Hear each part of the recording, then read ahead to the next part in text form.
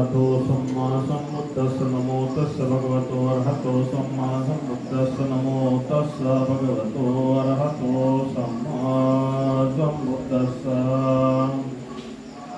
करुणा के सागर भगवान बुद्ध, उनका धम्म और संघ को त्रिवार अभिवादन। हमारे पूज्य गुरुजन जो भी वरिष्ठ भिक्षुगण हैं, जिन्होंने बुद्ध धम्म संघ को संवर्धित करने का काम किया, आगे बढ़ाने का काम किया, अपने धम्म प्रचारकों को तैयार किया, भिक्षुओं को तैयार किया, ऐसे तमाम महान भिक्षुओं को नमस्कार है। और हमारे तमाम साथीगण जो भी चीवर परिधान किए हैं, बुद्ध धम्म संघ का पालन कर रहे हैं, शील समाधि का अभ्यास कर रहे हैं, उन तमाम पंथगणों को मंगल कामनाएं। इस वर्षावास के दरमियान पूज्य भदंत विशुद्धानंद बोधि महाथेरो के सानिध्य में उनके बनाए हुए बुद्ध विहार में, विशुद्धानंद बोधि महाविहार महुआबाद बुद्ध गया में आज जो हम अनिश्चितकालीन धरना में बैठे हुए हैं, 1 जून के बाद से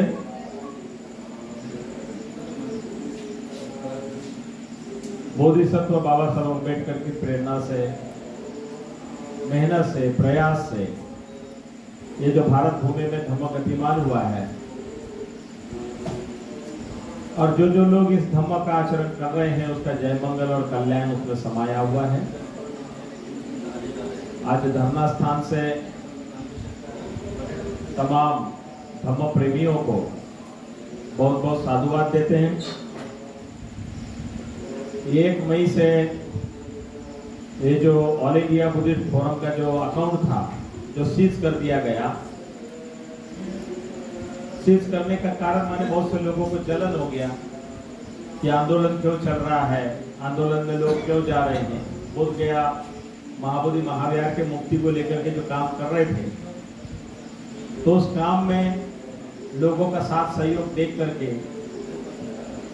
कुछ लोग होते हैं जिनको बहुत ईर्ष्या, द्वेष, जलन होती है। ऐसे लोग शासन प्रशासन के लोगों ने उनको मिल करके उस अकाउंट को बंद करा देने के बाद जो दैनिक व्यवस्था करनी है उसमें बाधा बनती है। सबसे पहले तो एक देवान लेवान, रुपए का देवान लेवान, तो उसमें देवान लेवान में बाधा बनने के बाद जो नेतृत्व करता है उसको कैसे कमजोर किया जाए, कैसे परेशान किया जाए, कैसे हरासमेंट किया जाए, इसके उदाहरण हमने देखे। इसी स्थान पे सुबह सुबह ऑल इंडिया बुद्धिस्ट फोरम के महासचिव आकाश लामा को बहुत रोते हुए देखा, मुसीबत में फंसने के बाद रोते हुए देखा। गोरखा है, लड़ाकू है, लेकिन जब चारों ओर से घेराबंदी करके और जो परेशान किया, रोते हुए देखा मैंने। हमारे जो सहयोगी भंते लोग हैं, गुजरात का भंते प्रज्ञारतन, वो यहाँ आया, मुझे नहीं मालूम था कि वो नगद रुपया लेके आया हुआ। गुजरात के बौद्धों ने जगह जगह राजकोट, जामनगर, जूनागढ़, पोरबंदर जो दान दिया था, तो वो 1,61,000 रुपया कैश लेके आया हुआ था। और हमारी जो बसें पटना के लिए गई हुई थी, उनको वहां पैसा देना था। हमारे 2-3 उपासिकाएं बोले हम गहने बेच देंगे, लेकिन काम बंद नहीं पड़ने देंगे, तो उनको गाड़ी में विश्वस्त भत्ते लोगों के साथ में पटना के लिए रवाना है।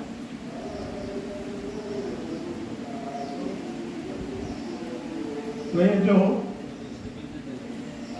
आंदोलन है, इस आंदोलन को बच्चे के जैसे पैदा किया और उस बच्चे को जैसे संभालते हैं वैसे संभालते संभालते संभालते वहां धरना से उठा दिया। फिर भी वहां से उठाने के बाद में उसको कंटिन्यू गया के मगध मेडिकल कॉलेज में रखा। फिर उसको बड़े वहां पर पेड़ के नीचे ला करके सड़े हुए गंदे जगह में शुरू किया। तो ये आंदोलन एक बच्चे के स्वरूप में था। इस बच्चे को संभालना, बचाना, सुरक्षित उसको पहुंचाना आज 161 साल में। ये जो बच्चा अब 161 साल का हो, 161 दिन का हो। ये आंदोलन जो है ना ऑल इंडिया बुद्धिस्ट फोरम के द्वारा और सभी बुद्धिस्ट ऑर्गेनाइजेशन को जोड़ के साथ में लेकर के कितने झगड़े, कितने विवाद, सारे कुछ बीच में से लेकर के यहाँ तक के पहुंच गया है। अब ये बच्चा जो है, अब इसके पंख भी मजबूत है, ये उड़ने लायक हो गया है, दौड़ने लायक हो गया है, मजबूत हो गया है। अब ये हारने वाला नहीं है, ये जीतने वाला ही है, जीतने वाला है। 5 महीना 11 दिन तपस्या करके करके यहाँ तक के जो है मूवमेंट को लेके आए। अब जो है दिल्ली में जंतर मंतर पे एक बहुत बड़ा विशाल धरना प्रदर्शन जो है 2 दिन 25 और 26 के लिए तमाम अलग अलग राज्यों से लोग निकल चुके जा रहे हैं, रेलवे स्टेशन पर है। और 2 दिन तक सरकार के छाती पर दिल्ली में जाकर के बौद्धों को न्याय दो, बोधगया टेम्पल एक्ट रद्द करो, बौद्धों को न्याय दो। जो भारत के संविधान बना तब से बौद्धों को न्याय नहीं मिला है, उसके पहले तो बोधगया मठ का कब्जा था ही था और अभी भी है। तो ये अन्याय के खिलाफ न्याय की लड़ाई के लिए लोग निकल चुके हैं और काम जारी है। कभी कभी खुशी के आंसू आते हैं कि अगर आप लोगों का साथ और सहयोग नहीं होता तो ये मूवमेंट यहाँ तक के नहीं पहुंचा होता। इसलिए चारों ओर से लामा ये चोर है, लामा बदमाश है, लामा वैसे कर लेगा, महाबोधि विहार हड़प लेगा। तो लामा जी जो है, एक लामा दुनिया में मशहूर है, आकाश लामा, दलाई लामा। दलाई लामा दुनिया में मशहूर लामा है। वो रिफ्यूजी हमारे देश में शरणार्थी तिब्बत के। लेकिन दूसरा एक आकाश लामा है जो अभी दलाई लामा के साथ साथ लोग जो है आकाश लामा को भी याद करने लगे। क्यों याद करने लगे? मेहनत की वजह से, परिश्रम की वजह से, त्याग की वजह से। अपने जमीन बेच करके, अपने 4, 5, 6 मकान में से एक मकान बेच करके, अपना पूंजी लगा के, उनके साथी सहयोगी लोग अपना अपना खर्चा से पैसा लगा लगा के 3 साल आंदोलन खड़ा किया। सबने खड़ा किया, अपने पैसा से किया। कमाने की कोई इच्छा नहीं है, गमाने की इच्छा से, मेहनत से, त्याग से इसको खड़ा किया। मेन बात यह है कि बंगाल के बुद्धिस्ट लोगों को एक लांछन लगाया था मुख्यमंत्री ने। बुद्ध जयंती की छुट्टी के संबंध में छुट्टी नहीं देता, बोला था कि बंगाल में पागल कुत्ते की संख्या ज्यादा है तुम्हारे बुद्धिस्ट लोगों से ज्यादा। तो ये लोगों को थोड़ा दर्द हुआ कि हम बुद्धिस्ट लोगों को पागल कुत्ते से तुलना कर रहे हैं। तो इन्होंने रात दिन अपना सूखा रोटी, जो भी चटनी हो, जो रख के जेब में गांव-गांव सभा मीटिंग करके और बुद्ध जयंती की छुट्टी बंगाल में लेके दिखाई। कैसे लेके दिखाई? सभी लोगों ने आवेदन दे दे करके, समर्थन पत्र देके, 430 समर्थन पत्र दे करके, और सभी साथ सहयोग एक होकर के वहां अपनी अपनी सब संस्था वाले एक जगह आए। वहां कोई कमेटी नहीं बनी कि सारी संस्थाओं की एक अलग कमेटी बनाओ, उसका कोई अकाउंट बनाओ, ये कुछ नहीं किया। उसी तर्ज पर इस बुद्धगया के आंदोलन को यशस्वी करने के लिए काम शुरू किया। ऐसे भी नहीं हुआ कि भारतीय बौद्ध महासभा को सदस्य बनाओ, समता सैनिक दल को सदस्य बनाओ, ये संस्था को सदस्य बनाओ, भीम आर्मी को सदस्य बनाओ, ये कोई काम नहीं किया। कोई सदस्यता नहीं, कोई कुछ नहीं। अपने अपने झंडे, अपने अपने बैनर लेके आइए। आप सभी लोग आइए, अपने अपने पैसे से आइए। यहाँ कोई निमंत्रण नहीं है, अपने पैसे से आइए, अपने स्वेच्छा से आइए, अपनी ताकत से आइए। लोग आए, रोज आए। आकर के ये मूवमेंट बहुत खड़ा हुआ, बहुत तैयार हुआ। लोगों ने तन मन धन से दिल खोल के बसों में सामान लाद लाद करके लाके दिया। इतना लाके दिया कि संभालना मुश्किल हो गया, इतना लाके दिया। हमारे जो इधर के भत्ते लोग जो है, 650 किलो चावल बक्सर के भत्ते, रोहतास बक्सर के सारे भत्ते और उनके चेहरे जो भत्ते थे सब कंधे पे लेके आटा, चावल, दाल, मिर्चा, क्या चटनी, हल्दी, सब एक कंधा पे रख के लेके आए, वहां दान दिया। तमाम भक्त लोगों ने अपने अपने तरफ से उपासकों को पकड़ ला के दान दिया। तो विरोध कितना भी हो, दान देने वालों ने दान की कमी नहीं पड़ने दी, सामान की कमी नहीं पड़ने दी। लेकिन जो कैश के मामले जो है, रुपया पैसा रोका गया, फिर भी कितना ही रोके, मार सेना कितनी हावी हो, लेकिन सफल नहीं हो पाए, तो दान आते रहे। अभी अभी पिछले सप्ताह बंबई से जो उपासिकाएं आई थी, उन्होंने 50,000 रुपया यहाँ लाके दान दिया। अभी कल परसों प्रशांत धम्म ज्योति संघ है, जो अमरावती जिले में चांदोर रेलवे बोल के जगह है, वहां 2 चांदोर है, एक गुड़ का चांदोर है तहसील प्लेस, दूसरा एक चांदोर रेलवे। तो चांदोर रेलवे में के उपासकों ने, प्रशांत धम्म ज्योति संघ ने 11,000 रुपया यहाँ अकाउंट में ऑनलाइन भेजा। वहां से ये भंते जी बैठे हुए हैं, ये प्रज्ञानंद नाम के भंते जी उस क्षेत्र के हैं, बैठे हुए हैं। इन्होंने यहाँ मेरा वो नंबर भेजा और उस पर पैसा भेजा, कल उनकी रसीद बना दी। तो तमाम दानदाता जो है, दान भेजने वाले जगह जगह से भेजते हैं। एक उपासिका है, पढ़ाई लिखाई नहीं जानती है, बुढ़िया माई हो गई अभी, सीमा कामले नाम है उसका, परडी बैजनाथ एरिया है, बीड़ जिला, उस्मानाबाद बीड़ और ये लातूर एरिया में। एक कार में वो लोग गांव घूमते हैं, बुद्ध गया के प्रचार में घूमते हैं, लोगों से कहते हैं कि जो भी आपको दान देना है, सामान देना है, दो भाई बुद्ध गया के लिए, वो लोग दान देते हैं। और लोगों को जो भी शिक्षक है, कोई कुछ है, उनको बोलते 50 रुपया 100 रुपया भंते जी के अकाउंट में डालिए। तो मेरा नंबर दे देते, तो वो लोग क्या करते, मिस कॉल करते हैं। मैं पूछता हूँ वो नहीं कहाँ के है, तो बोलते वो सीमा ताई ने हमको नंबर दिया था, मिस कॉल इसलिए किया, धरना में कुछ मदद देना है, 50-100 रुपया 50-100 रुपया 50-100 रुपया, कोई ना कोई हर दिन 50-100 डालता है। तो प्रचार चल रहा है, श्रद्धा से काम कर रहे हैं, नहीं पढ़े लिखे लेकिन काम कर रहे हैं, प्रचार चल रहा है जगह जगह। ऐसे ही कुछ लोग हैं जो बच्चों को जो पैसा देते हैं ना, गुल्लक में पैसा लेकर के, वो भी बच्चे आए थे दान देने के लिए धरना। लोगों को विश्वास है, विश्वास कायम है, मालूम है, नेतृत्वकर्ता में विश्वास है।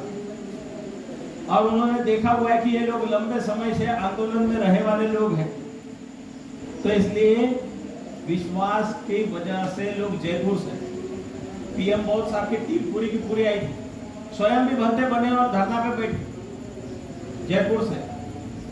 जो राजस्थान माने राजस्थान बौद्ध महासंघ के प्रमुख, वो अपने टीम के साथ आए, रिटायर्ड लोग, विश्राम दास उधर सतना रीवा साइड से आए।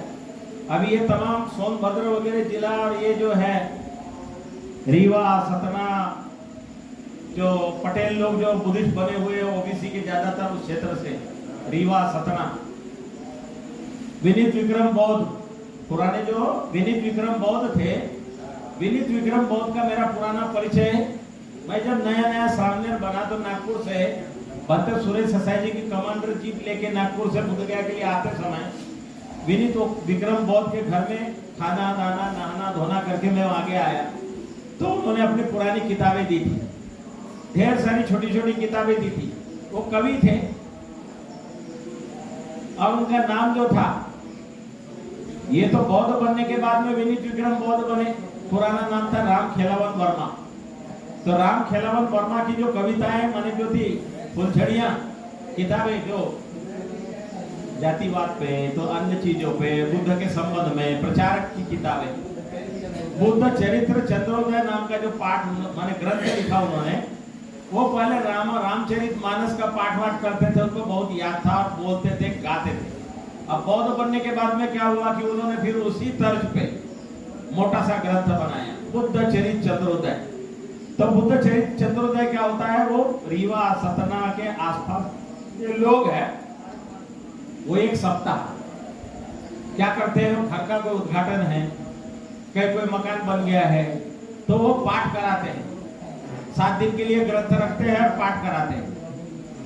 ऐसे ही एक बार आज से लगभग 17-18 साल पुरानी बात है, एक मझियार नाम का गांव है, उस गांव के एक शिक्षक, वो हेडमास्टर साहब रिटायर हो गए, उन्होंने भी चीवर पहना, कहीं आंदोलन में, हमारे बुद्ध गया दिल्ली के आंदोलन में आए हुए थे, तो उन्होंने फोन पे मेरे से कहा, भंते जी मेरे गांव में मेरा बेटे ने मकान बनाया है, बेटा सरपंच है और उसका वो उद्घाटन है घर का, तो हमने बुद्ध चरित्र चंद्रोदय का पाठ रखा हुआ है, तो उसके समापन पे आएंगे।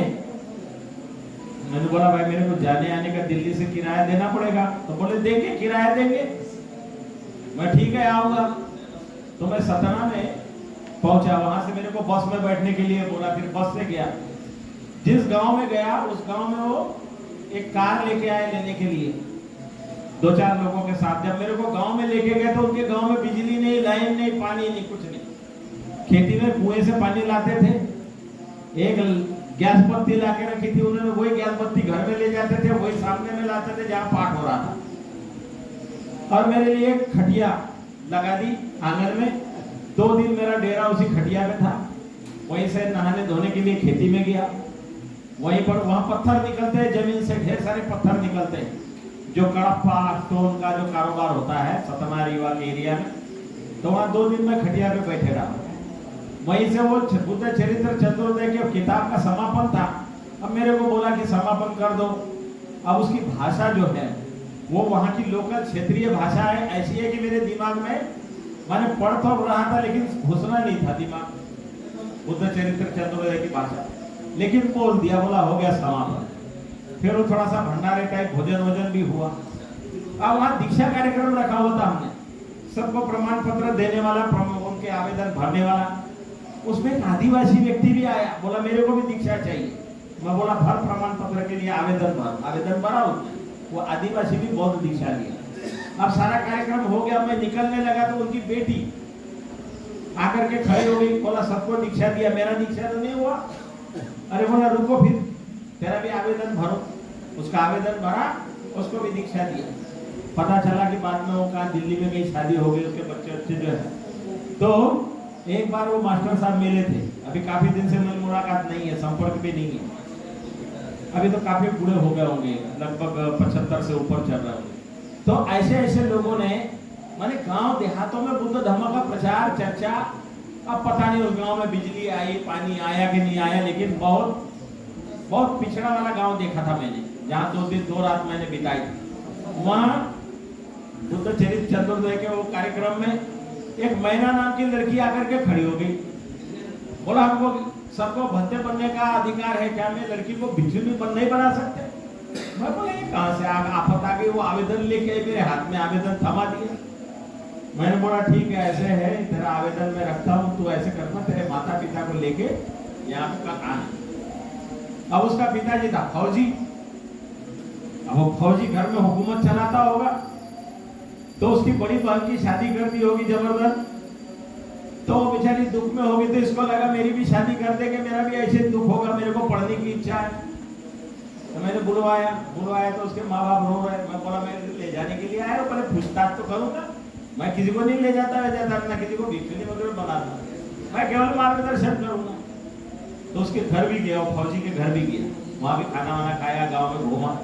वो लड़की ने MA कुछ पढ़ रही थी, मेरे को कुछ दिन तक के फोन आते थे कि हमारी पढ़ाई चल रही है, दोनों बहनों की पढ़ाई चल रही है वगैरह। उनका एक बेटा था जो ट्रक ड्राइवरी करता था सूरत साइड से, उसके भी फोन आते थे। बोले मेरे बाप ने मेरी शादी लगा के मेरे को कम उम्र में बता दिया। मेरा बाप फौजी लोग जो होते हैं ना, वो जबरन कभी कभी बच्चों को दबाव दे करके ये वो करते हैं। तो अभी जो है बहुत सा उस एरिया की याद आई, इसीलिए कि सुबह लोटा लेकर के गया मैं, सारे पत्थर के वो बीच में बैठा, तो दूर दूर तक के झाड़ी पेड़ नहीं। मेरे को लग रहा था कैसे जगह में आ गया मैं। तो धम्म प्रचार के दौरान अजीब अजीब जगह गया, लेकिन ये मझियार जो है मेरे दिमाग में हमेशा के लिए, वो पूरा का पूरा पत्थर वाला एरिया जो है वो हमेशा बसा हुआ है। तो आज इसलिए बात बताई कि ये जो है रीवा सतना के क्षेत्र के भट्टे लोग हैं, ये लोग हैं मझियार वाले को जानते भी हैं। तो कम से कम ये बात जो है उनके तक के जाएगी कि भत्ते अभी भी आपको याद किए हुए हैं और आपके घर मकान को याद किए हुए हैं। तो तमाम लोग जो तन से, मन से, धन से, छत्तीसगढ़ में हमारे एक उपासक है, एस.डी. रामटे के नाम उनका पहले था। सरकारी रिकॉर्ड में बौद्ध बनने का प्रक्रिया में पिछले कुछ सालों से हमने अभियान चलाया, ये पुराने नाम जो है वो परिवर्तित किए जाए। तो छत्तीसगढ़ में सबसे पहले अगर कोई किसी ने काम किया होगा तो सविता बौद्ध। वो सविता बौद्ध बहुत धांसू महिला है, परिवर्तन मिशन का स्कूल चलाती थी और वही महिला मंडल में काफी सक्रिय और आगे रही। कुछ समय तो आगे नहीं थी। क्यों नहीं थी? क्योंकि बहुत सी पढ़ी लिखी नहीं, भावनिक इकट्ठा हुई महिलाएं वो सोचती थी कि हमारा रास्ता थोड़ा अलग है, इनका रास्ता थोड़ा अलग है, धीरे धीरे चलने वाले लोग हैं, हम पाठ वाले। तो वहां पर हमने 3-4 साल मेहनत की और बहुत सी महिलाएं जो है बुद्ध गया महाबोधि महाविहार मुक्ति आंदोलन की महिला प्रकोष्ठ छत्तीसगढ़ में खुला। जयंती कार्यक्रम रमाबाई जयंती से शुरू किया दुर्ग भिलाई में। तो महिलाएं संचालन करती थी, उनको बता दिया कि आपने संचालन करना है, हमको केवल भोजन दो, निमंत्रण दो और आप बोलेंगे बंदे जी उपदेश दो तब हम उपदेश देंगे, नहीं तो तुमने सब करना है। तो ऐसे काम करने की वजह से कुछ महिलाएं वहां पर नेतृत्व तैयार हुआ। जो अभी जो धरना बैठा हुआ है दुर्ग में, भिलाई में, छत्तीसगढ़ में, उसका नेतृत्व संचालन बनते लोगों को लाना, ले जाना, बिठाना, खिलाना वो महिलाएं कर रही। तो इसलिए वो फ्रंट पे आगे चलने वाली महिलाएं जहां आगे होगी वहां धम्मा आगे होगा।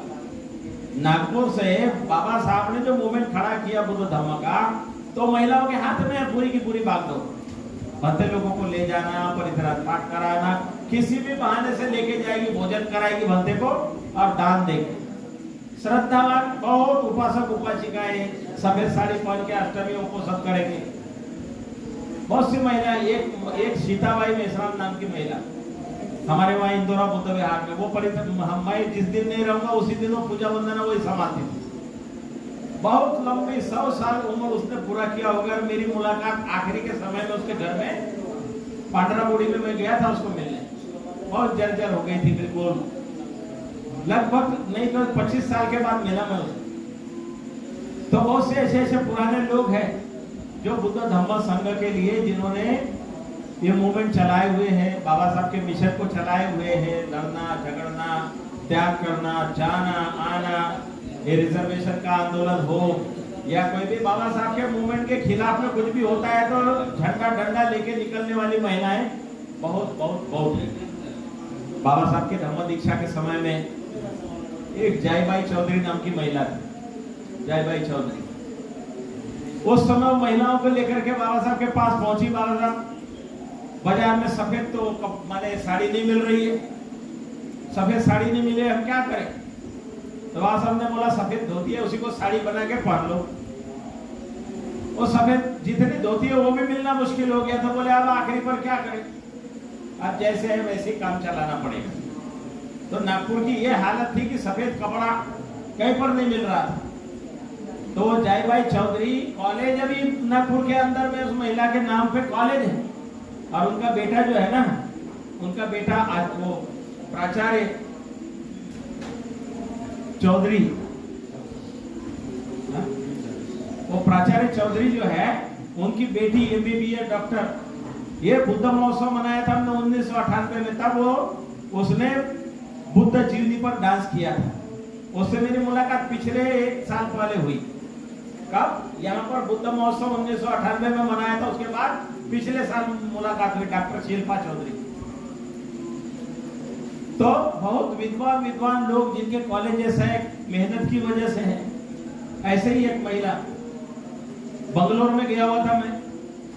बंगलोर में महाबोधि सोसाइटी नाम की बहुत मशहूर संस्था है, महाबोधि सोसाइटी बेंगलोर, उसके सेक्रेटरी है भत्ते आनंद। वो भत्ते आनंद के पिताजी जो थे वाईबी नंदना साहब, वो नंदना साहब ने किताबों का अनुवाद करते थे। मैं ये किताब का अनुवाद कराने के चक्कर में उनके पास गया हुआ था। तो वाईबी नंदना साहब ने बेटा छोटेपन में दान दिया महाबोधि सोसाइटी को। वो आज जो है बेंगलोर का महाबोधि सोसाइटी के सेक्रेटरी है, बहुत मशहूर है, देश विदेशों में भी जाते आते। क्यों महाबोधि सोसाइटी का नेटवर्क बहुत बड़ा है। तो आनंद पंते जी के जो पिताजी थे वाईबी नंदना साहब, और दूसरे अभी जीवित है डॉक्टर नरेंद्र कुमार।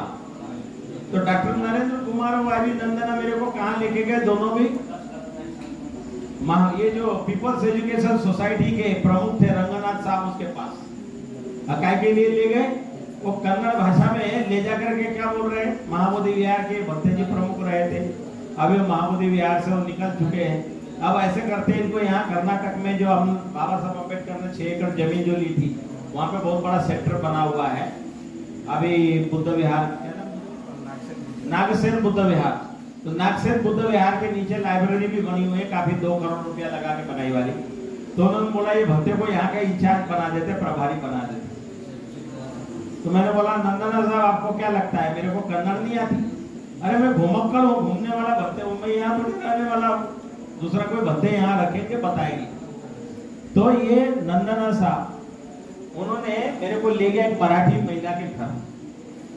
तो मराठी महिला कौन थी मालूम है? स्पोर्ट्स अथॉरिटी ऑफ इंडिया की वाइस प्रेसिडेंट थी पूर्णिमा काटकर। वो पूर्णिमा काटकर मैडम के घर ले गया। अब वहाँ 3-4 बूढ़ी महिलाएं थी महाराष्ट्रियन। अब मेरे को भोजन दान वगैरह दिया। जब मैं धम्मदेशना देने लगा तो मैंने जय भाई चौधरी की बात निकाली। तो वहाँ दूसरी जो एक खोबरागढ़े एक डॉक्टर है, उनकी माँ वहां पर बैठी थी। बोला मैं उसी की सहेली हूँ, उसी की सहेली हूँ, जय भाई चौधरी की सहेली। तो महाराष्ट्रियन महिलाएं जहां भी दुनिया के कोने में कहीं हो, नागपुर की महिला जो बुद्ध धम्म संघ से जुड़ी होगी, वहां जहां उसको पता चले कि कोई भत्ते आया हुआ है, दर्शन करने जाएगी, भोजन का निमंत्रण देगी। नहीं भत्ते आ रहा है तो भोजन का डिब्बा लेकर के वहां पहुंचाने जाएगी। सैकड़ों की संख्या में महिलाओं को मैं जानता हूं, देखा हुआ। तो वही सैकड़ों की संख्या में लोग यहाँ पर धरने पर दान देने के लिए आए। दान दिया, नगद दान दिया, सामान दान दिया। वो तमाम जो है नागपुर के नाग, प्राचीन नागों की राजधानी, वहां के बौद्ध जो है दुनिया में कहीं पर भी जाओ वहां पर बाबा साहब का मैसेज लेके गए हुए हैं। बाबा साहब का मैसेज लेके गए हैं, चाहे जैसे भी हो। इसलिए नागपुर के नागों के नाम से लोग जानते कहां से है, नागपुर से। तो लोग बोलते हैं बाबा साहब का ये सिपाही। तो नागपुर में से जो क्रांति उठी, जिसने ये बुद्ध गया के मूवमेंट को छेड़ा था, भंते सुरेश ससाई जी अपना जापान देश छोड़ के भरी जवानी में आए, भारत में रहे। रहते रहते नागपुर में 40-45 साल के उम्र में पहुंचे होंगे। आज 90 साल लगभग उनका उम्र हो रहा है। पूरा जिंदगी दे दिया उन्होंने नागपुर में लोगों को। हर मूवमेंट में आगे बढ़ चढ़ करके हिस्सा लेते रहे। जैसे भी हो, जैसे भी बने, उन्होंने राजनीतिक मूवमेंट में भी काम किया, सामाजिक भी किया, धार्मिक भी किया, ढेर सारे बुद्ध विहारों का निर्माण किया। ये संगानंद भंते जो है वो उन्हीं के पास आकर के दीक्षा लिया। उधर कर्नाटक के सारे भंते आना जाना, जिसको भाषा आती जाती नहीं, वो आते हैं नागपुर में। भंते ससाई के पास जय भीम जय भीम जय भीम किया, अपना खाना वाना खाए रहे। तो एक प्रकार से वो नागपुर में ढेर सारे भंते आंदोलन में, उत्तर प्रदेश के भी बहुत से भंते लोग आंदोलन में गए, चीवर पहना और वापस जाने के बाद चीवर खूंटी में टांग दिया। जब उनको खबर पड़ती है कि कोई मूवमेंट हो रहा है तो फिर चीवर पहना, फिर ट्रेन में बैठ के। ऐसे बहुत से भी भत्ते हैं उधर उत्तर भारत में। किसी से भी पूछेंगे किसका चेला है, तो बोला भत्ते हैं ससाई। अब बहुत से लोगों को बोलना भी नहीं आता ससाई, वो कसाई भी बोलते हैं। तो भंते सुरेश ससाई उन्होंने जैसे भी हो, बहुत से भत्ते लोगों का ये आंदोलन की वजह से निर्माण हुआ। हमारे उत्तर भारत में बड़े बड़े भत्ते में एक आनंददेव महाथेरो थे, बुंदेलखंड के बब्बर शेर आनंददेव महाथेरो। वो आनंददेव महाथेरो ने जिंदगी में इतना संघर्ष किया है, इतना संघर्ष किया है मत। वो जब साधु थे, वैष्णव साधु थे, लाल बाबा के नाम से मशहूर थे। ऐसे ही एक बार किसी मामले को लेकर के झंझट हो गया, उन्होंने एक अफसर को धक्का मार के गिरा दिया, क्योंकि वो हनुमान के खिलाफ में कुछ बोल दिया होगा। बाद में वो जब माने ये बदले तो ये बौद्ध भिक्खु बन गए, और बौद्ध भिक्खु बन करके उन्होंने इतना काम किया उस क्षेत्र में कि ठाकुर लोगों का बहुत आतंक था, ये डाकुओं का आतंक था। खड़ा होकर के बोलने नहीं देते थे। तो तब इनके पास में 10-12 चेले रहते थे, 8-10 बंदूकें लेके चलते थे, 8-10 बंदूकें लेके चलते थे। और जाकर के रात में खड़ा होकर के वहां रात भर कीर्तन माने वो भजन गाते थे, प्रचार करते थे और गालियां भी पहले शुरू में जाते ही दे देते थे। माँ बहन की गालियां देते थे, बंदूक से गोलियां निकलेगी, हमारे बंदूक से क्या पानी निकलेगा, निकल आ बाहर दे, इस तरह की भाषा में वो उनका काम चलता था। और उन्होंने लड़ झगड़ करके ढेर सारे चेले तैयार किए। बहुत ये शिलानंद महाथेरो जो है उन्हीं के क्षेत्र के गोली बंदूक वाले, तो बोलते कि आदमी जब बचेगा ही नहीं तो शील पालन कब करेगा, इसलिए पहले बंदूक हथियार लेकर के अपनी रक्षा करनी है और उसके बाद शील पालन करना है। तो ये मूवमेंट में कई तरह के भत्ते लोग हमारे जुड़े, जगह जगह से आए, कानपुर वगैरह के भत्ते लोग आए, आंधी तूफान के जैसे आए, आंधी तूफान के जैसे चले गए। बड़े बड़े बुद्ध विहार बनाए, तो उनको लगता है कि बुद्ध विहार कहीं दूसरा न छीन ले, कोई कब्जा ना कर ले, इसलिए उसको पकड़े हुए बैठे वाले भी है। बहुत बड़े बड़े मठाधिपति हमारे ज्ञानेश्वर बंते जी तो बहुत बड़े, बहुत विशाल परिसर में बना हुआ बुद्ध विहार उनका। अब तो उम्र काफी हो गई है, 90 चल रहा है उनका, पेसमेकर पे काफी दिन से। बहुत एक 1,500 लोग उनके पास जाएंगे तो यूं कमरों में पता ही नहीं लगेगा कि कहाँ गए। 3, 4, 5 बसें जाएगी, पता ही नहीं चलेगा। हमारा दूसरा एक साथी बनते जो है गुरु भाई महेंद्र के अभी 4 बसें जाएगी, उसके यात्री पता नहीं चलेगी, इतने कमरे वमरे बना दिए कुशीनगर में। हमारा दूसरा एक गुरु भाई है चंदीमा सारनाथ में, उन्होंने ढेर सारे बच्चों को पढ़ा लिखा करके भंते बना के देश विदेशों में पढ़ाई के लिए भेजा हुआ है। 3 तल्ला बन गया है और ढेर सारे अधिकारी वर्ग लोगों ने दान दिया, उनको साथ दिया, तो एक धम्म का कारवां आगे बढ़ गया है। धम्मा लर्निंग सेंटर विदेश से तो मिलेगा, सारनाथ में लोग आने वाले जितने भंते लोग हैं, बड़े बड़े भंते लोग हैं, काम देखते हैं, दान देते हैं। अभी बुद्धिस्ट यूनिवर्सिटी बनाने के लिए जमीन और वहां काम शुरू है। कभी चंदीमा भंते जो है ना, हाँ तो 125 क्या 1000 एकड़ भी ले सकते हैं। बहुत लोग दानी धनी सब पूरे सब जो है शाक्य मौर्य सैनिक कुशवाहा जो आप सब अपनी विरासत को जान रहे हैं कि हम प्राचीन बौद्ध हैं, तो जंजाल में से अंधकार में से निकल रहे हैं और आगे आ रहे हैं। आपको मालूम होगा महाराष्ट्र के अंदर में एक डॉक्टर साहब, उन्होंने अपने डॉक्टर साहब ने करोड़ों रुपया जो कमाया था उससे एक बहुत बड़ा सेंटर खड़ा कर दिया यवतमाल के पास। चापरडा बोल के जगह है, वो स्वयं डॉक्टर जो है भत्ते बन गए और जो प्रॉपर्टी थी सारा उसका बना करके एक बड़ा सेंटर खड़ा कर दिया। उनके सेंटर में जाना है तो वहां उनके हिसाब से ध्यान करना पड़ेगा, वो एक्सरसाइज करना पड़ेगा, बीमारों को ठीक करने के लिए उनके पास में वो बिना गोली दवा के उनको एक्सरसाइज वगैरह करा करके 50 साल जीने वाले को 70-80 साल जीने लायक बना देते। डॉक्टर अशोक बोधी भत्ते चापरडा, हमारे दूसरे विशुद्धानंद बोधी गुरुजी के साथी, औरंगाबाद में अजंता जाने के रास्ते में उन्होंने बनाया है लोकोत्तरा महाविहार बोधिपालो महाथेरो। अब बोधिपालो महाथेरो जो है थाईलैंड में लंबा समय रहे, जहां पढ़ाई लिखाई की है वहां पर मैं गया था, उनको जहां पर सामने बनाया था अभी वो गुरुजी जिंदा है, उनके पास में भी मैं रहा हूं कुछ दिन। तो औरंगाबाद में वो आते जाते थे, तो उन्होंने औरंगाबाद से अजंता जाने वाले रास्ते में बहुत बड़ा महाविहार बनाया। और एक डॉक्टर हर्षदीप कामड़े बोल के हैं IAS अधिकारी, अभी वो सामाजिक न्याय मंत्रालय में प्रधान सचिव है, प्रिंसिपल सेक्रेटरी। लेकिन क्या करते हैं मालूम है, हर शनिवार रविवार के दिन जाते हैं बुद्ध विहार में, झाड़ू लेते हैं और सफाई करते हैं। उनके साथ सारे नौजवानों की टीम जाती है, बुद्ध विहारों की सफाई करती है। माने अधिकारी होकर के देखो भाई ये श्रमदान कर रहे हैं, अधिकारी वहां ऑफिस में है, इधर नहीं है, इधर उपासक है। तो उन्होंने एक अभियान चलाया हुआ है बुद्ध विहारों में जाने का, साफ सफाई करने का। जो घमंडी लोग है ना, कुर्सी में बैठ के ऐसे हिलते नहीं डुलते नहीं, मैं अध्यक्ष हूँ, मैं सेक्रेटरी हूँ। उनकी मिसेज जो है वो रोजाना वैनिज वहां के थाईलैंड के उद्योगपति घराने की। तो थाईलैंड के अंदर में कोई भी बौद्ध उपासक होगा, चाहे वो सरकार में किसी भी पद पे हो, वो सरकार में वहां पद पे, लेकिन इधर आने के बाद कोई पद वद नहीं आएगा। बुद्ध विहार में नमस्कार करेगा, झाड़ू पोछा लगाएगा, दान देगा, बुद्ध धम्म संघ शील समाधि प्रज्ञा का अभ्यास करेगा। तो वहां जिंदा बुद्धिज्म थाई में, बर्मा में, लाओस में, कंबोडिया में जिन लोगों ने देखा है उन लोगों के साथ साथ रहते हुए हमारे भारत के बहुत से लोग सीखे। तो ये जो कांबड़े साहब है, इन्होंने हर बुद्ध विहार में हर भंते को दान देने में कमी नहीं रखी।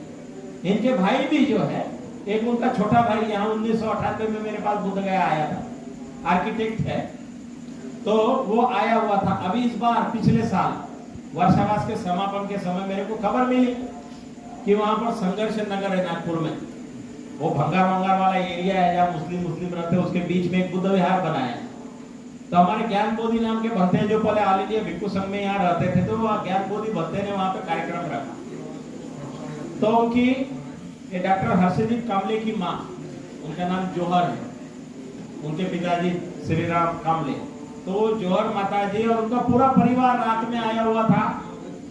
कठिन चीवर दान का कार्यक्रम था, तो एक रात पहले महापरित्राण रात भर सूत्र पाठ, तो मैं उस सूत्र पाठ में रात भर उसमें कार्यक्रम में शामिल हुआ।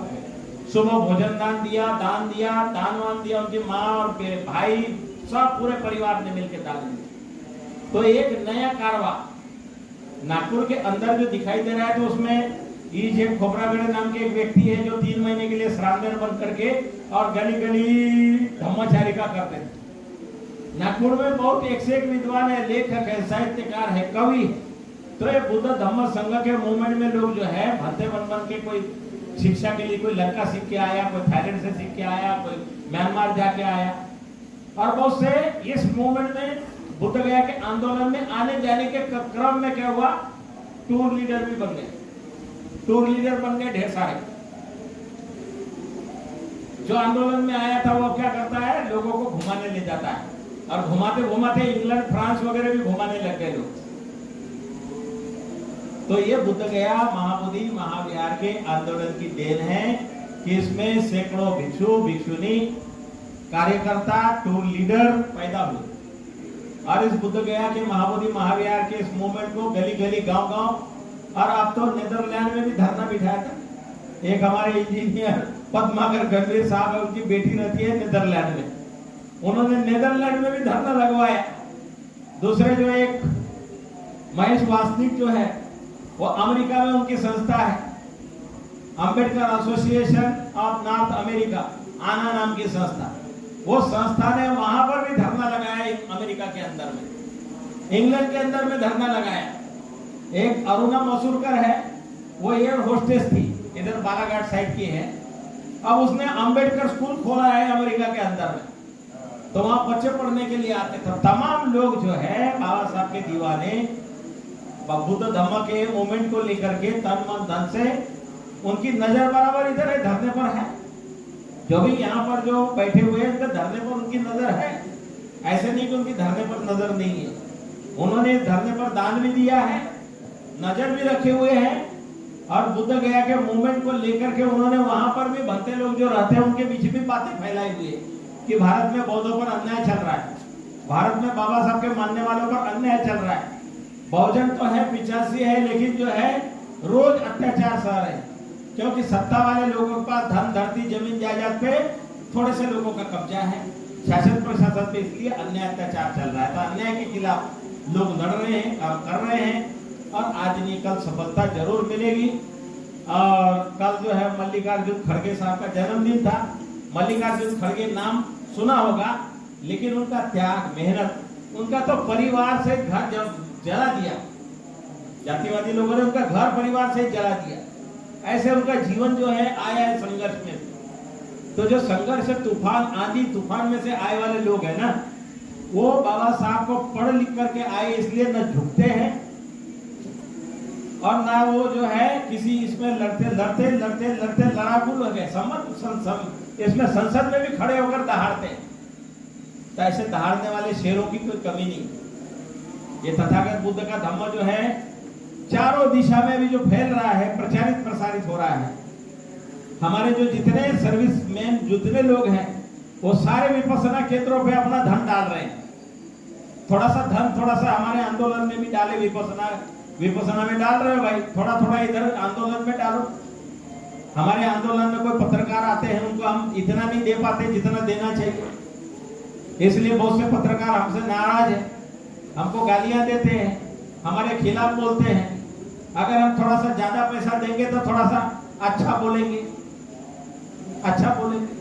क्योंकि उनको उनके दूसरे जो विरोधी है, विरोधी ज्यादा देते हैं, इसलिए विरोधियों की बात सुनते हैं, विरोधी की बात छापते हैं, सच्चाई को झूठ में बदल देते हैं। तो इसलिए जो धन की कमी है ना, काम तो चल रहा है, लेकिन कुछ पिलर के जैसे जो खड़े रहते थे, कुछ खड़े थे, लेकिन बीच में कुछ माहौल ऐसे जो हो गया, भ्रम फैलाया गया, झूठी बातें फैलाई गई, धरना खत्म हो गया, इसने लूट लिया, उसने बेच दिया, उसने ये कर दिया। तो ये बवंडर काफी आया हुआ था। वो बवंडर बादल, काले बादल धीरे धीरे धीरे धीरे धीरे धीरे आप छटते जा रहे हैं और हम लोग सही रास्ते से जा रहे हैं, न्याय के रास्ते से जा रहे हैं, क्योंकि हमें पद पाने की इच्छा नहीं, कोई प्रशंसा पाने की इच्छा नहीं, कोई धन पाने की इच्छा नहीं है। केवल ये अन्याय खत्म हो जाए, बीटी एक्ट रद्द करो वाला मामला जो है, बीटी एक्ट खत्म हो जाए, बस हमारा उद्देश्य बीटी एक्ट खत्म कराना है, ना कि कोई चुनाव लड़ना है और ना कोई किसी तरह से कुछ झमेले में पड़ना है। तो आज जो है मोटा मोटी तौर पर ये जो बातें बताई आपको, आंदोलन करने वाले लोग, हम लोग जो बैठे हुए हैं, लेकिन इसका जो नेतृत्व करने वाले जो ऑल इंडिया बुद्धिस्ट फोरम की टीम है, उनकी क्या हालत है मालूम है? वहां 9-10 डिग्री के अंदर में टेम्परेचर में रहने वाले लोग, हिमाचल वगैरह के लोग, बर्फ एरिया में रहने वाले लोग, वो यहाँ आते हैं, आते आते बीमार पड़ जाते, बीमार पड़ जाते। क्यों? कि यहाँ का तापमान 40 डिग्री 45 डिग्री तक के चला जाता है, पसीना निकल रहा है, और उनके एरिया में पसीना नहीं आता है। अभी ये आपके युंजन साहब जो है, इनके साथी आए हुए थे, क्या नाम उनका? दिलीप मोक्ता। उनको थर्ड बुखार 101 102 डिग्री वाला ये हुआ। 2 दिन में इतने परेशान हुए कि उनको वापस चुपके भेजना पड़ा। पूरे हिमालय वैली के एरिया के लोग यहाँ आने के बाद बहुत बुरा हाल है। और यहाँ से जो लामाजी वगैरह गए थे ना लोग, तो वहां पर गर्म कपड़े पहन करके 2 दिन घूमे, वहां 2 दिन 3 दिन गर्म कपड़े पहन। अब 2-3 दिन के लिए गर्म कपड़े पहने। अब दुनिया का सबसे ऊंचा वाला स्थान लेह लद्दाख, हवाई अड्डा सबसे ज्यादा जो ऊंचा, दुनिया का सबसे ऊंचा स्थान, ऑक्सीजन वहां लो होता है, लो ऑक्सीजन कमी होती है। ऐसे जगह में एकदम से जाना, 2 दिन कार्यक्रम करना और फिर वापस आना, माने आइसक्रीम जैसे जगह में जाएगा और फिर गर्म जो उबाल वाली जगह में आएगा तो क्या हालत होगी आदमी। तो इतनी यात्राओं से शारीरिक थक जाता है आदमी, कष्ट होता है, सुइयां चुभती है, ऐसे होता है। हमें लोग तो यहाँ बैठे कितना ये है, ना घूमना, ना फिरना, ना कहीं जाना, ना आना। ये साधना तपस्या में ये सारा जो जाम हो जाते हैं पूरे पैर वगैरह, तो ये तपस्या है, त्याग है, अन्याय के खिलाफ न्याय पाने के लिए। तथागत बुद्ध की ज्ञान भूमि, बौद्धों के हाथों में उसका व्यवस्थापन हो, बौद्ध लोग उसका संचालन करें, बहुत बढ़िया से यहाँ से स्कूल दवाखाने खुले, दानदाता लोग जो दान दे रहे उसका पुण्य फल उसको मिले, बस यही अपेक्षा है हमारी। दूसरा कोई नहीं कि हमको पद चाहिए, ये चाहिए, वो चाहिए, कुछ नहीं है। क्योंकि सारे पद वद तो देख करके और सारा छोड़ करके 25 साल पहले हम लोग निकले हुए हैं। इसलिए केवल चाहते हैं कि आने वाली पीढ़ी सुख से रहे, शांति से रहे, बाबा साहब का दिया हुआ बुद्ध धम्म जो है वो प्रचारित प्रसारित हो, और जगह जगह लोगों को अंधविश्वास पाखंड से उनकी मुक्ति हो। 22 प्रतिज्ञा अभियान जोरों पर चले। बहुत से लोग हैं, मैं जानता हूँ 22 प्रतिज्ञा अभियान चलाने वाले हमारे अरविंद सोनटक के साथ बंबई में। उन्होंने मुझे अपना बड़ा सा घर मकान दिखाया और बोला, भत्ते जी आप ले लीजिए इसको, यही रहिए बंबई में। बोले यही रहिए, यहीं से काम कीजिए। मैं बोला मैं एक जगह रहने वाला नहीं हूँ, आपका ये मकान ऑफिस वगैरह आपको मुबारक। हम तो ये आंदोलन वाले लोग हैं, घूमत जहाँ भी आंदोलन का काम है जाएंगे, आप भी आइए। तो बहुत से लोग जो है मकान ऑफिस दान देने के लिए, ये ले लो ये आपका, ये ले लो आपका, क्या करेंगे? अपने तो शरीर और अपने बीमारी, अपने रोग परेशानी से आदमी ये नहीं तो किसका मकान दुकान लेके क्या फायदा है? और धन नहीं लिया तो भी चोर आगे पीछे घूमते हैं। अगर धन हमने रख लिया तो फिर मत पूछो क्या होगा, हैं? हाँ, तो आज के जो जानकारी दी है उसमें तमाम जो कल भिंड, लाहार, चंबल क्षेत्र से कुछ लोग भीम आर्मी के लिए पटना में आए हुए थे, मीटिंग में आए हुए थे, और रात में अचानक से आए। उधर मैं घूमने निकला था तो मैंने बताया कि यहाँ बूढ़े बूढ़े लोग हैं, ये गेट जो है रात में 9 बजे के बाद में हम किसी को अलाउ नहीं करते, क्योंकि कोई रात में आएगा और आकर आधी रात में उठ करके कहीं चिल्लाना शुरू कर दे तो पुलिस फोर्स आएगा, बेमतलब में हमको उठा ले जाएगा, झंझट हो सकता है, कुछ भी हो सकता है। इसलिए नो एंट्री तो नो एंट्री। 1:30 बजे रात में कौन भंते के उपासक आए हुए थे, उनको 1:30 बजे रात में जाओ भाई, कहीं पे भी जाओ, कहीं पे भी सो, रात में इधर मत सो।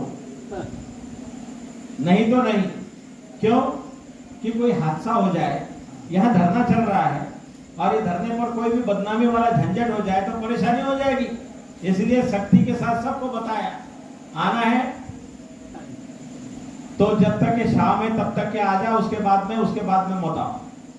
आओ तो सवेरे 5 बजे आओ, 5 बजे हमारा गेट खुलता है तब आओ, बीच में मत आओ, आराम करो, कहीं पर भी करो। मैं भी स्वयं जो है रात में किसी के यहाँ भी जाऊंगा, किसी शहर में जाऊंगा तो रात में उसके घर नहीं जाता, रेलवे स्टेशन पे सो जाऊंगा, कहीं भी सो जाऊंगा। कई बार तो मैं उस उपासक के घर के अगल बगल कहीं घास वास है वहीं पे बिछा के सोया हूँ, दिन निकलते वो लोग देखा है, अरे काय को आपको डिस्टर्ब करना, पारिवारिक लोग। तो ये संस्कार हमने सीखा है कि दूसरे को परेशानी ना हो। रात बेरात उनका भी बेचारे अपने थके आ रहे रहते कामों में, अपने परिवार में, इसमें उसमें उनकी भी समस्याएं होती है, तो क्यों डिस्टर्ब करना किसको आधी रात में। मैंने 10 साल बंबई में काम किया हुआ है।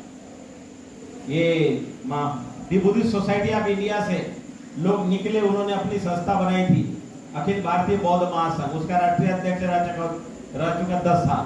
तो उनके साथ में सीखा है मैंने कि रेलवे स्टेशन पे रुक जाना है, सवेरे जाके अपना काम धाम निपटारा करना है, फिर उसके बाद अपनी यात्रा आगे कर लेनी है। अफसर लोग काम करते हैं, अधिकारी वर्ग जो है ये संस्कार का काम, शिविर लगाने का काम, ये अपने काम के साथ परिवार चला करके धम्म का काम करते हैं। तो मैंने उनके साथ सीखा है, देखा कि कैसे लोग काम करते हैं, आदत पड़ गई। तो आज जो है तमाम हमारे जितने भी भंते साथीगण हैं, तमाम जो यहाँ उपस्थित है, सभी लोगों के लिए बहुत बहुत साधुवाद।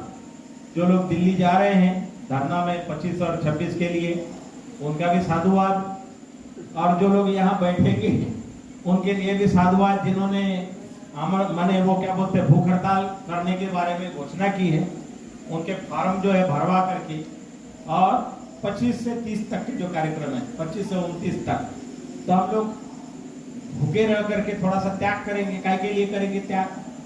आसास करेंगे, जो भूख हड़ताल करते हैं उसका आसास करेंगे, न्याय के लिए थोड़ा। तो 4-5 दिन का हम लोग भूख हड़ताल करने वाले हैं, अनशन का कार्यक्रम है। तो इसकी घोषणा जो है लगभग हो चुकी है, जानकारी लोगों तक पहुंच चुकी है मीडिया के माध्यम से। अभी जो है लेटर वगैरह कौन कौन नाम वगैरह, उसकी घोषणा भी दिल्ली से कल परसों के बीच हो जाएगी। कल दे रहे हैं आपको टाइप किया वाला फार्म जो है, उसको फोटोकॉपी बनवा के अपना ये ला करके और सब लोग हस्ताक्षर करके जमा कर देंगे, उसकी घोषणा कर देंगे कि इतने लोग जो है भूख हड़ताल पे बैठ रहे हैं। तो अभी अवसर है बहुत से लोगों को भूख हड़ताल पे बैठने का। और कुछ हमारे धरना के लोग जो हैं, हमारे धरना पर से कुछ लोग इधर उधर जा करके वो बड़े छटपटा रहे थे बेचारे, अब कोई इधर गया है, कोई उधर गया है। अभी इधर उपस्थिति नहीं दिखाई दे रही है, क्योंकि उनको लग रहा था कि भाई बहुत दिन हो गए मेल मुलाकात नहीं हुई, तो मेल मुलाकात के लिए भी गए हुए लोग। और कुछ लोग बोल रहे होंगे कि धरने पर जो है, चलो धरने पर जाते हैं, अब क्या करेंगे, लेकिन कैसे करेंगे? अभी तो ये सीसी कैमरे लगे हुए हैं सब, अब हुड़दंग भी नहीं कर पाएंगे, क्योंकि हुड़दंग करेंगे तो पुलिस प्रशासन भी नजर रखे हुए। तो इसलिए कोई ये सोच रहा होगा कि हम जाकर के कुछ उपद्रव करेंगे, तो उपद्रव का परिणाम जो है बहुत गंभीर होगा। यह अब आंदोलन जो है थमने वाला नहीं है। अब इसको कोई रोकने की कोशिश करेंगे ना, उसका जनता जो है बुरा हाल करेगी, क्योंकि जनता जान रही है, समझ रही है कि क्या क्या कैसे कैसे उपद्रव करके ये धरने को अभी हमको जगह नहीं मिलने दी। 3-3, 4-4 बार कलेक्टर के पास गए हैं, एडीएम के पास गए हैं, जो हमारी एफआईआर हुई है उसके लिए पेशी पर जाते हैं, तो लोग सब जान रहे हैं, समझ रहे हैं सच जो है सच ही होता है, चाहे उसको कितना ही बरगलाने की कोशिश करे, लेकिन सच्चाई का अटल पुजारी कभी नहीं हिम्मत हारा। तो सच्चाई को सफलता जरूर मिली। आज आप तमाम लोगों ने जो बातें सुनी, मैं कभी कभी भावनाओं में बोल जाता हूँ, बोल देता हूँ। अगर मर गया तो सारी बातें अंदर रह जाएगी, इसलिए बोल देता हूँ ताकि वो जो है सुनने वाले सुन ले, जानने वाले जान ले। नागपुर की एक उपासिका 1 महीने तक फोन करते रही, बंते जी हमने गाड़ी बुकिंग कर ली है, बंते जी हमने सामान जमा कर लिया है, बंते जी मैंने 1 किलो घी का डिब्बा भी रखा हुआ है साथ में लाने के। अब बहुत खुशी के साथ में वो बताती थी, न्यू सुबेदार लेआउट की शीलरत्ने भाई जो है, तो बार बार फोन, बनते जी हम निकल गए, बनते जी हम यहाँ पहुंच गए, हम बनारस पहुंच गए। आप वहां धरने पर सवेरे इंतजार कर रहे हो, शाम को पहुंच ढेर सारा सामान उतारा, ये आपके लिए चादर लाया, ये लाया, ये मसाला लाया, मिर्चा लाया। अभी भी वो सारा ध्यान रखते हैं, बनते जी धरना कैसे चल रहा है। अभी हमने प्रज्ञावन बनते का एक चेला भेजा था यहाँ से, और जब नाग धम्मर रक्षित उधर गए हुए थे तब, तो वो कार्यक्रम में बढ़ चढ़ के आगे आके और उन्होंने महिलाओं ने, अरे नागपुर का बनते आया है, वापस आया है, धरने पे आए। तो तन मन धन से मदद करने वाले लोगों की कमी नहीं है। बहुत एक बहुत फोन करते। अभी एक उपासक मनसर से आया था, आने के बाद में वो कार्यक्रम में भाग लिया। बहुत दानी धनी है, उद्योग धंधे करने वाला है। जब वो हम पहले बुद्धगया के आंदोलन में था, वो भी बनते बना था। अब वो काफी दानी धनी आदमी है। अचानक से मैंने वो डायरी पुरानी खोली और उसका नंबर मिला, मैंने उसको फोन लगाया, 10 मिनट तक बातचीत किया। बाद में वो बोले, प्रज्ञाशील बनते जी कैसे है जरा बताना, तो पूछताछ करके हैं। तो बोला आप मराठी में बोल रहे हैं, मैंने तो आपको हिंदी में सुना है, तो इसलिए मेरे को लगा ये दूसरे कोई बनते। तो अभी जो है बहुत से लोग याद करने वाले, बोला मैं तो 3-4 दिन में आ रहा हूँ, क्या लेके आना है बताओ। तो मैं बोला हमारी एक भिक्षुनी है, उसका हाथ टूट गया था, हाथ तो बन गया, उसको एक मोबाइल की जरूरत है। बोला मैं 2-3 मोबाइल लेके आता हूँ। मैं बस सेकंड हैंड लेते आओ, कुछ दिन तक के उपयोग करे, गाना वाना बजाना है, धम्म देखना सुनना, तो उस तरह से अभी बात हुई इधर निकलने से पहले। तो कभी कभी कोई ना कोई जो है वाइब्रेशन काम करता है, तरंगे काम करती है। उपासक को लगता है चलो भाई भत्ते जी से बात करें, या फिर मेरे को लगता है कोई उपासक से बात करे, तो उस तरह से बातों में इसमें आपको लगता होगा अंदर कमरे में भत्ते जी बंद हो जाते, अंदर कमरे में बंद हो जाते हैं। अंदर में बंद होना बहुत काम होता है, यहाँ का काम, वहाँ का काम, वहाँ का काम, वहाँ का काम, क्योंकि 4-5 लोग इसको संभालने के लिए चाहिए, और हमारे पास उस तरह की टीम नहीं है। टीम अपने भतीजे के सांसद बना के करे बात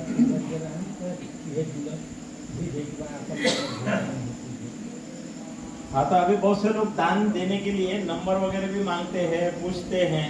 अब इनसे संपर्क करने के लिए भी टाइम चाहिए। तो दान देने वालों की कमी नहीं है, लेकिन संपर्क करने की कमी है, समय की कमी है। तो आप लोग अपने अपने स्तर से जो है नंबर दे दो, जो भी दान भेजे तो यहाँ पर उसकी घोषणा करेंगे, रसीद काट के देंगे, जैसे इनके वो प्रशांत धम्म ज्योति संघ वालों का कर दिया। तो तमाम लोग जितने भी दान दाता है सभी के प्रति मंगल कामना करते हैं, सभी का साधुवाद, सभी का जय मंगल हो, कल्याण हो, और भवतु सब मंगल रखन सब देवता। सभी मीडिया कर्मी जो भी इस आंदोलन को आगे बढ़ा रहे हैं, बता रहे हैं, सच्चाई का प्रचार कर रहे हैं, प्रसार कर रहे हैं, बौद्धों का न्याय मिले ऐसी भावना करने वाले भी, कोई भी धर्म का, कोई भी मजहब का कोई भी व्यक्ति हो, न्याय पसंद है, संविधान प्रिय है, सभी के जय मंगल की कामना करते हुए भवतु सब मंगल रखन सब देवता। सब बुद्धानुभावे, सब धम्मानुभावे, सब संघानुभावे सदा सुखी भवन्तु ते।